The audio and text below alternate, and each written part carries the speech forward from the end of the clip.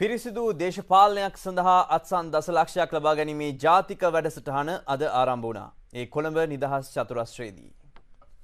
ඉදිරි මහමැතිවරණය සඳහා අපේක්ෂකයින් තෝරාපත් කර ගැනීමේදී නාම යෝජනා ලබා දිය යුතු ආකාරය සම්බන්ධව මහජනතාව තුළ නිවැරදි කතිකාවතක් ආරම්භ කිරීමේ අරමුණෙන් මාර්තු 12 ව්‍යාපාරය අත්සන් දසලක්ෂයක් එකතු කිරීමේ දැවැන්ත ව්‍යාපාරයක් අද දිනේදී මේ ඓතිහාසික නිදහස් චතුරස්‍ර භූමියෙන් ආරම්භ කරනවා. මාර්තු 12 ව්‍යාපාරය මගින් සංවිධානය කළ මෙම වැඩසටහනේ සමාරම්භක උත්සවය සඳහා සර්ව ආගමික නියෝජිතයින්, සිවිල් සංවිධාන නියෝජිතයින්, රාජ්‍ය නිලධාරීන්, කලාකරුවන්, ව්‍යාපාරිකයින්, විශ්වවිද්‍යාල ආචාර්යවරුන් ඇතුළු පිරිසක් එක්ව සිටියා. අපි එක මිටියට ක්‍රියා කළොත් මේ රටේ දේශපාලන සංස්කෘතිය වෙනස් කරන්නට අපිට හැකියාව තිබෙනවා. වෙනස් කිරීමේ ආරම්භක පියවර තමයි අපි අද මේ අත්සන් දසලක්ෂය ගැනීම සඳහා මේ නිදහස් චතුරස්‍රයේදී ආරම්භ කරන්නේ. එතනට තාම පවිත්‍ර මිනිස්සු ඉදිරිපත් කරන්නේ. ඒක සියලු පක්ෂ වලින් කරන ඉල්ලීම. ප්‍රධාන පක්ෂ දෙකයිනේ. දෙකෙන්ම ඉදිරිපත් කරන අය දෙන්නම එකවර. ඒක අපිට හොඳ යකා තෝර දෙන්නම යක්කු තමයි. හොඳ යකා තෝර ගන්න වෙනවා. එහෙම එකක් තිබුණු මම දැක්කම බද්දකින් මැත් පරණ ඡන්දකදී. ගමේ පිල්ලිදේ තාප්ප ලියලා තියෙනවා. ඌත්වලා මූත්වලා ගමේ වලාපට හොඳ. ඒ වගේ ස්වභාවයකටත් අපි පත් වෙලා තියෙනවා. මේ යන මැතිවරණ ක්‍රමයේ ගියොත් නම් තව අවුරුදු 10ක් මුළු පාර්ලිමේන්තුවම කදිප්පුකාරයෝ, කුඩුකාරයෝ, කැසිනෝකාරයෝ, මුදලාලිලා, ජාවාරම්කාරයෝ සියල්ලෝ මේක අරන් ගන්න. 20 වන ව්‍යවස්ථා සංශෝධනය සම්මත කරන්නේ නම් සතියක් ඇතුළත එය සිදු කරන ලෙස පූජ්‍ය මාදුලාවේ සෝභිත හිමියන් ඉල්ලීමක් කරනවා. උන්වහන්සේ පෙන්වා දෙන්නේ එසේ නොමැතිනම් හැකි ඉක්මනින් පාර්ලිමේන්තුව විසිරුවන ලෙසයි. සෝභිත හිමියන් මේ අදහස් පළ කළේ අද පෙරවරුවේ පැවති මාධ්‍ය හමුවකට එක්වෙමින්.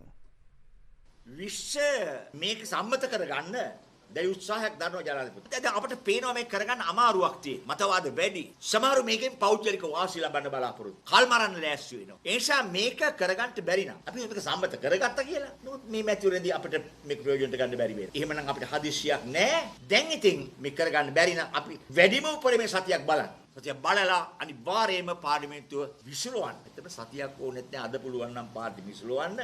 ඊළඟ මහා මැතිවරණේ ප්‍රධාන මාතෘකාව කරන්න අපි බලයටපත් වෙලා කරන පළවෙනි කාර්යය තමයි මැතිවරණ ක්‍රම වෙනස් කිරීමට දාන්න. රාජිත සේනාරත්න ඇමතිතුමා හිටපු ජනාධිපතිතුමා හමු වෙලා ඒ කුමකටද යන්න දැනගනු මේ විරාමෙන් අනතුරුව.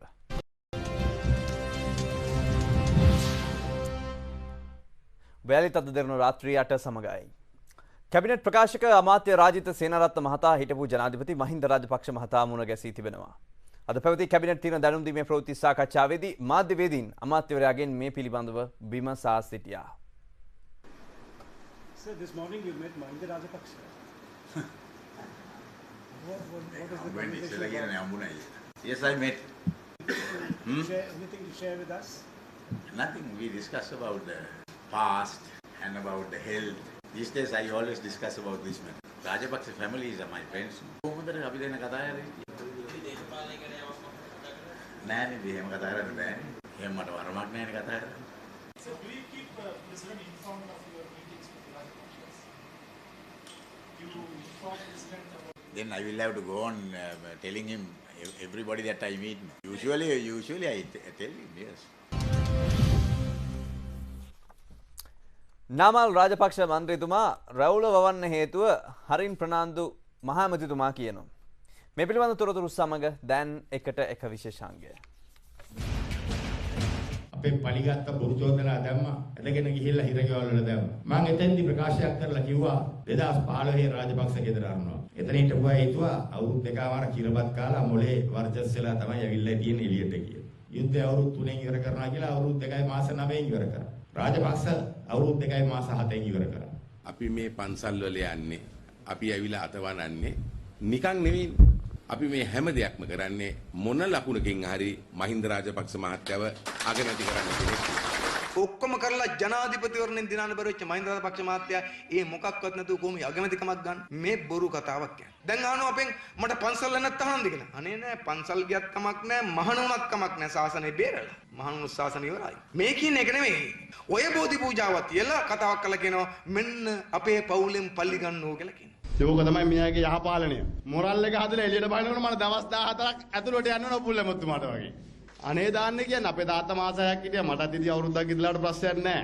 හෙලිකොප්ටරේ හන්දි ගානේ ගිය නාමල්ව ත්‍රිවිල් එකට වටන්න පුළුවන් හැකියාවක් තිබුණේ ඔබතුමාලට නම් නාමල් මහත්තයාට පිරිමිකම පෙන්වන්න ඕන නිසා රැවුලවන්නත් කියලා ඔබතුමාලා අඳුන්නලා දුන්නා නම් දැන් ඔබතුමාලට මේ රටේ කරන්න බැරි දෙයක් නැහැ. දැන් දින 170ක් ගිහලා දැන් 200ක් වෙන ළඟයි. මැතිවරණේ පැවැත්වෙන බාලගිරි දෝෂේ. මොකද මේ බාලගිරි දෝෂය ඇති වෙලා තියෙන්නේ. මේ මහින්ද රාජපක්ෂ නැවත වතාවක් නැගිටින බව මේගොල්ලෝ දැනගත්තා. අපි කිසිම මහමැතිවරණයකට බය නැහැ. ජනතාවට දැන් කාලය ඇවිල්ලා තිබෙනවා මහමැතිවරණයක් කරහා තීරණයක් ගන්න. ඉතින් අපි එක්සත් ජාතික පක්ෂයේ පැහැදිලිවම එම ස්ථාවරයේ සිටිනවා. ජනාධිපතිතුමාට අපි ඒක ප්‍රකාශ කරා වහාම මහමැතිවරණයකට යන්න. ජනාධිපතිතුමාගේ බලාපොරොත්තුව විශ්ව සම්මත කරලා පාර්ලිමේන්තුව විසිරුවා හරින්න උනත් ලොකු බලපෑමක් තියෙන නිසා අකමැත්තෙන් උනත් ජනාධිපතිතුමාට ඒ තීන්දුව ගන්න සිදු වේවි.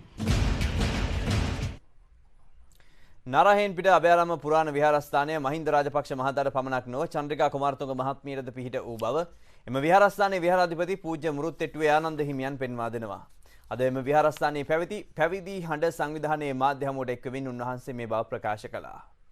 අභයාරාම අවුරුදු 200කට පැරණි පන්සලක් අද නාමයන්ත් කරලා තිබෙනවා. ඔය සමහර දේශපාලුව මොකක්වත් දන්නේ නැතුව මහින්දාරාම කියලා. ඇත්තෙන් මෙතෙන්දී අභයාරාම නරක වැඩක් කළේ නැහැ. 80 ජේ.ආර්. ජයවර්ධන මහත්මයා ජනතාවට හිරිහැර කරන වෙලාවේදී ජනතාව හිටියේ මේ පන්සලේ. චන්ද්‍රිකා බණ්ඩාර නායක දවස් 11ක් එක දිගට මේ පන්සලේ හිටියේ. අපි මේ රට නායකත්වයක් දෙන්නට ඕනේ. තව වැඩි කාලයක් යන්න ඉස්සෙල්ලා සුගතදාස ස්ටේඩියම් එකේ භික්ෂුන් වහන්සේලා 5000ක් ඇඳවලා නියම පැවිදි හඬ අපි දා ප්‍රකාශයට පත් කරන්න අපි දැන් කටයුතු කරලා තිබෙනවා. ජයපිරිත යුද්ධ ජයග්‍රහණය දක්වාත් යුද්ධ ජයග්‍රහණය අවසන් වුණාට පස්සේ රටට ආශිර්වාද කිරීම සඳහා දිගටම සිද්ධ වුණා. නමුත් මෙවර ජයපිරිත සිද්ධ වුණේ නැහැ. ඒ නිසා අපි කල්පනා කළා මහා සංඝරත්නයේ 1500 නමක්ගේ සහභාගීත්වයෙන් ජයපිරිත් දේශනාව මේ ඉදිරියේ එන සෙනසුරාදා හවස 5ට ඓතිහාසික පැපිලියාන සුනේත්‍රා මහාදේවි පිරිවෙන් රාජමහා විහාරස්ථානයේදී පවත්වන්නට. බැසිල් රාජපක්ෂ මහතා රෝහලෙන් පිටව ගියා. තොරතුරු මේ විරාමයෙන් අනතුරුව.